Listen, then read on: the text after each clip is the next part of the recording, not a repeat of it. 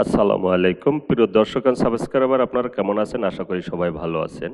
আজকে একটা travel blog করব, অর্থাৎ বিমানে যে ভ্রমণের ব্লগ সেই ব্লগটা তৈরি করব।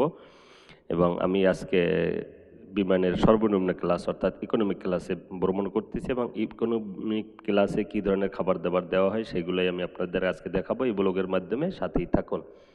এই যে বিমানটা আসলে চলতে শুরু করেছে রানওয়েতে।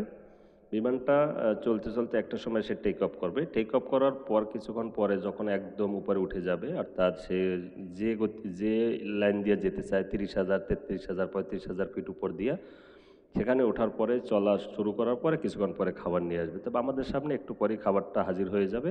চলে এসেছে খাবার। এই খাবারের ভিতরে আছে দেখেন, এই যে সবগুলো খাবার নিয়ে এসেছে।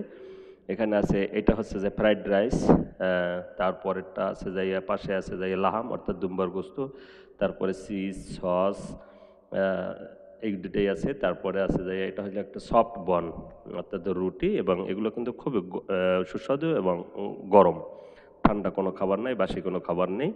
এটার সাথে আছে এটা সালাদ, এটা একটা সালাদ মিক্স, বিভিন্ন ধরনের শসা গাজর আরও পাতা টাতা দিয়ে আছে। তারপর পাশে এটা হচ্ছে যে একটা কেক টাইপের, ঠিক আছে। তারপর এটা হচ্ছে একটা ইনটেক পানি। এই পানিটা কিন্তু খুবই মিনারেল, একদম পরিষ্কার, নিট অ্যান্ড ক্লিন, এবং পানিটা ঠান্ডা ঠান্ডা পানি, ঠিক আছে। সাথে একটি কাপ দেওয়া আছে বা অর্থাৎ মগ দেওয়া আছে, এই মগে করে আপনি পানিও খেতে পারেন অথবা চাও খেতে পারেন, অথবা চার জন্য আলাদা কাপও আপনাকে দেওয়া হবে। এরপরে আপনার দেয়া আছে এই খাবারের জন্য কি দিয়ে খাবেন, হাত দিয়ে খাবেন না চামচ দিয়ে খাবেন, সেজন্য আপনাকে চামচ দেওয়া আছে, নাইফ দেওয়া আছে অর্থাৎ চাকু দেওয়া আছে, টিস্যু দেওয়া আছে ভিতরে একটা প্যাকেটের ভিতরে, এই দিয়ে আপনি খাবারটা খাবেন। তো বন্ধুরা, আজকে ইকোনমিক ক্লাসের খাবারের ভিডিও এই পর্যন্তই সমাপ্ত। আল্লাহ হাফেজ।